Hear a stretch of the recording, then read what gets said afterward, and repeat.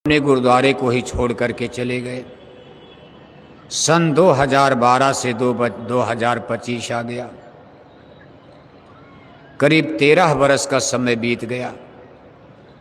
अपने गुरुद्वारे का दर्शन भी नहीं कर सके।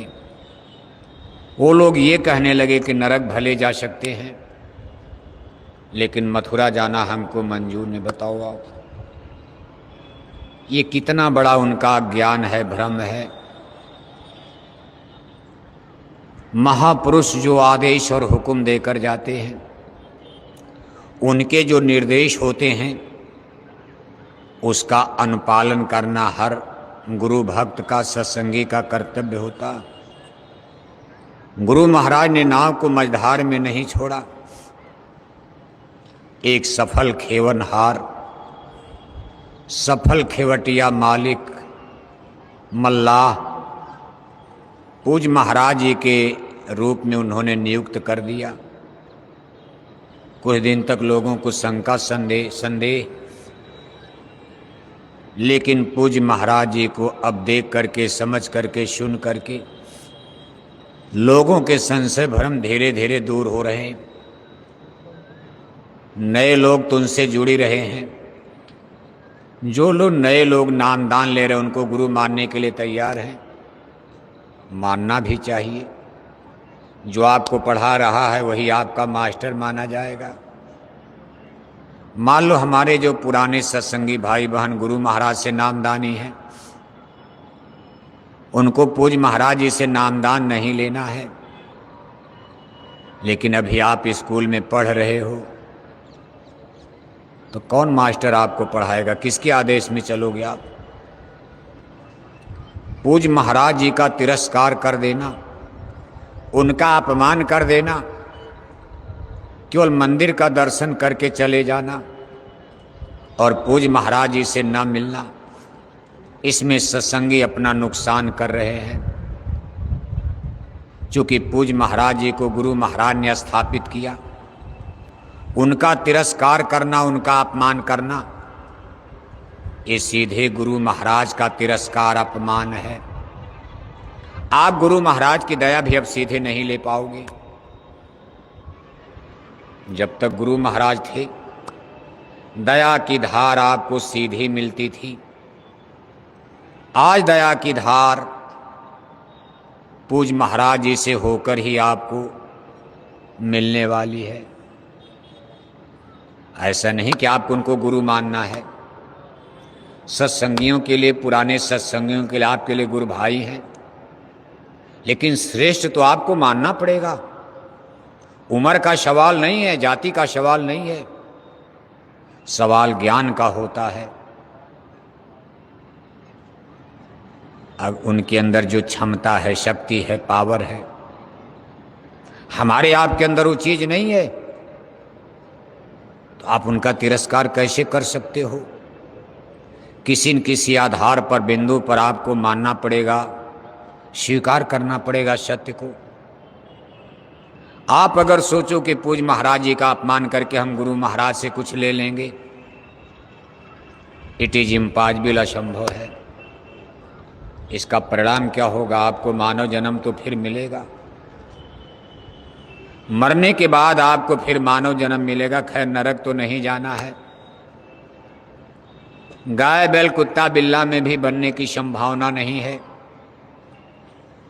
लेकिन आपको अगला जन्म, जो लोग ऐसा कर्म कर रहे हैं, उनको मौत के बाद अगला जन्म किसी सत्संगी के घर में बेटा बेटी के रूप में, बच्चा बच्चे के रूप में मानव जन्म मिलेगा। माता पिता जब आप सयाने हो जाओगे, लेकर के मथुरा आएंगे। आगे 10-20 साल के बाद फिर आप आकर के पूज्य महाराज जी से ही नामदान प्राप्त करोगे आप। लेकिन अगली बार आपको केवल जय गुरुदेव नाम से आपका काम बनेगा। अभी तो आपके कर्म की गठरी भारी है। रोते गाते, चीखते चिल्लाते 5 नाम का सुमिरन करे, कह कबीर तब भव से तरे। आप 5 नाम का सुमिरन करते करते थक रहे हो, लेकिन अगले जन्म में जब आप आओगे, आपको इसको वक्त गुरु कहा जाता है। जब आपका दोबारा जन्म किसी सत्संगी के घर में होगा, और दोबारा जन्म होना ही होना है, अंदर में शब्द नहीं प्रकट हुआ, अंदर में प्रकाश नहीं प्रकट हुआ, सुमिरन अभी पका ही नहीं, बना ही नहीं, अमर देश सतलोक जाने की सारी संभावनाएं खत्म हो गई। अब आपका बुढ़ापा आ चुका है, सुमिरन भी आपका पक्का नहीं होता। सुमिरन में आगे का पीछे, पीछे का आगे करते हो। किसी धनी का नाम रूप किसी का देखने लगते हो, आवाज किसी की सुनते हो, माला किसी की चल रही, ध्यान किसी का करने लगते, तब तक सो जाते हो। जब सुमिरन ही अधूरा और कच्चा है तो ध्यान भजन बनने की कोई संभावना नजर नहीं आती। जब कोई कमाई बनी नहीं रही है, अमर देश सतलोक का सौदा इतना सस्ता नहीं है। अब हमारा ये मतलब नहीं कि इतनी बड़ी संगत में कोई नहीं है माई का लाल। बहुत से लोग हैं जो घंटे संग की आवाज सुनते हैं, बहुत से लोग हैं जो ज्योति स्वरूप का, भगवान भास्कर का अंदर में दर्शन करते, बाहर के भगवान सूर्य का नहीं, अंदर में भगवान सूर्य का, भास्कर का दर्शन करते। ऐसे बहुत से लोग हैं जो निकलेंगे, लेकिन इनकी संख्या 1% से भी संगत में कम दिखाई दे रही है। बाकी सब लोग उसी तरह हैं, सस्पेंस। सत्संग का भी कोई असर नहीं, बिल्कुल एकदम जड़ बुद्धि। समझ में नहीं आता कि क्या निराकरण किया जाए, सही है कि गलत है, मथुरा जाना सही है कि मथुरा को छोड़ देना सही है। कभी मथुरा चले आए, कभी छोड़कर किनारे हो गए, किसी ने बहका दिया। ऐसी परिस्थिति में क्या कहा जाए, विद्यार्थी इतना कमजोर रहेगा तो कैसे स्कूल में पास कर पाएगा, कैसे डिग्री मिलेगी, कैसे वो आगे निकलेगा। हम सब लोग कमजोर विद्यार्थी साबित हो गए। सत्संग तो गुरु महाराज ने गुड़ से गुड़ सुना डाला, लेकिन पल्ले कुछ नहीं पड़ा। एक कान से सुना, एक कान निकाल दिया। अब आप किताबों का भरोसा करते हो। जब गुरु महाराज ने सुनाया तब तो सुना नहीं, अब कहते भाई किताब पढ़ा जाए। किताबें गलत भी हो सकती हैं, किताबें तो छापी गई हैं। गुरु महाराज का 70, 72 का 60 का सत्संग, उसमें इंटरनेट, कंप्यूटर, मोबाइल नहीं था, टेप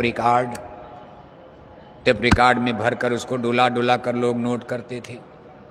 मान लो लिखने वाले से कोई भूल चूक हो गई, मशीनों की छपाई में कोई गलती हो गई। अब गुरु महाराज का 60 साल का सत्संग कहाँ मिलेगा बताओ आप। किसी का टेप ही खराब हुआ गया, एक ही टेप चल रहा है, टेप हो ही नहीं पाया। उस समय गुरु महाराज ने क्या कहा, थोड़ा सा आपने सुन लिया, लेकिन किस प्रसंग में कहा गया, क्यों कहा गया, इंदौर में कहा गया कि बंबई में कहा गया, ऐसा कोई प्रमाण ही नहीं मिलता। इसलिए किताबों का भी बहुत भरोसा नहीं किया जा सकता। पत्र पत्रिकाएं, गुरु महाराज के बारे में बहुत सी किताबें प्रेमी लोग लिख रहे, लेकिन इसमें सबकी मानसिकता झलक रही है। मुंडे मुंडे मतिर भिन्ने, जिसके दिमाग में जैसा विचार है, अपने विचार के मुताबिक लोग किताब मनमाना छाप रहे। किताबें पढ़ने से और सस्पेंस पैदा होता है। एक किताब लिखने वाला जिस बात को सही बता रहा है, दूसरा किताब लिखने वाला उसी बात को गलत साबित कर रहा है। इसलिए आपके लिए अब एक ही उपाय है, पूज्य महाराज जी की तरफ देखो आप। वक्त गुरु को खोज तेरे भले की कहूँ, वक्त का मास्टर, वक्त का डॉक्टर ही आपके काम आएगा। और आपको ज़्यादा पढ़ना लिखना नहीं है, बहुत दिमाग पर टेंशन मत लाया करो। बस वक्त के मास्टर, वक्त के डॉक्टर की बताई दवा को खाओ। वक्त के मास्टर से कुछ पढ़ना शुरू करो, किताबों में मत उलझो। जो दरबार का हुक्म हो उलझने का मत। करना क्या है, बस जो दरबार का आदेश उसका पालन करो आप, जो भी दरबार से हुक्म मिल जाए उसका पालन करो, वरना ये जीवन अब वृथा जाने वाला है। बहुत गई थोड़ी रही। तमाम सत्संगी देखो बुढ़ापे में चले गए, 2-4 बरस आपका जीवन शेष बचा है। दिमाग में शंकाएं भरे घूम रहे हो। जब तक हैं शंकाएं मन में तब तक होता ज्ञान नहीं। तब तक ज्ञान कैसे होगा? शंका जैसे बादल है, आसमान में बादल है तो भगवान भास्कर कैसे दिखाई देंगे? संशय सरप डसे मोहि भ्राता, दुखद लहर कुतर्क बहुभांता। जहाँ सस्पेंस और संशय होता है उसमें जीवन दुखमय हो जाता। चाहे पत्नी पर शंका हो जाए, दिन रात झगड़ा होगा।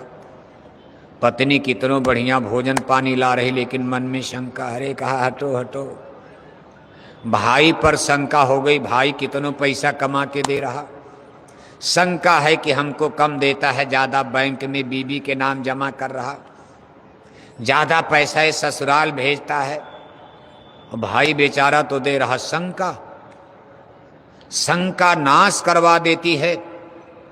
ऐसे मथुरा पर शंका, पूज्य महाराज जी पर शंका, फिर अपने गुरु महाराज पर भी शंका आपको।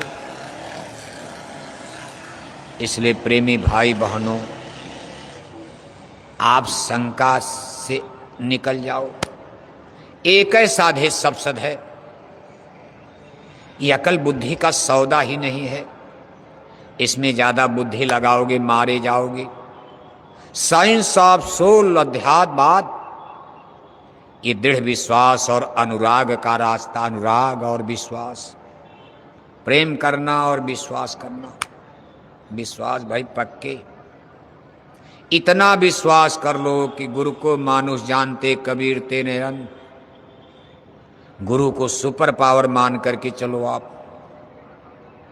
और जब इतनी शक्ति मानोगे, ऊर्जा के वहाँ ऊर्जा है, शक्ति, तो आपका प्रेम अपने आप होगा कि भाई हमारा कार्य यहाँ बनेगा, यहाँ माल है, धन है, इनसे प्रेम करेंगे तो हमको कुछ लाख 2 लाख मिल जाएगा। लेकिन जब उनको आप गरीब मानोगे तब आप उनके पास क्यों जाओगे? करे ये तो एक कप चाय नहीं पिलाएंगे। इसलिए विश्वास की जरूरत नहीं। आदमी माला माल है, लैंड लॉर्ड है, जमींदार है, राजा है, महाराजा है, इनके पास माल धन दौलत खजाने की कमी नहीं है।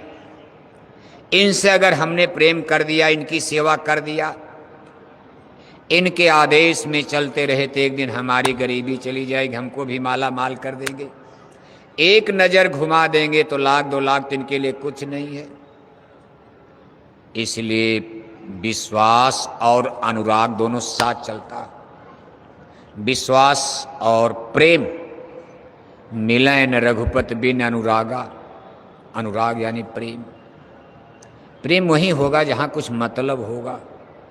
बिना सुर नर मुन सबकी यह रीति, स्वार्थ लाग करें सब प्रीति। वैसे परमार्थ में भी स्वार्थ है, भाई हमारी आत्मा का कल्याण हो जाए, स्वार्थ है तो है, लेकिन इसको परमार्थ कहा जाता है। ये मन और माया के परे का विषय है, जीवात्मा का कल्याण। इसलिए इस स्वार्थ को परमार्थ कहा जाता है। लेकिन इसमें भी आपको मतलब से ही तो प्रेम है। हम महात्माओं से, गुरु से प्रेम क्यों करते? उनके लिए जान देने को क्यों तैयार कि भाई हम इनके साथ रहेंगे, हमारी आत्मा का कल्याण हो जाएगा, हमारी जीवात्मा नरकों से बच जाएगी, हमारा जन्म मरण का चक्र फंदा कट जाएगा, छूट जाएगा। इतने मान करके 2 चीजें पर चलो आप।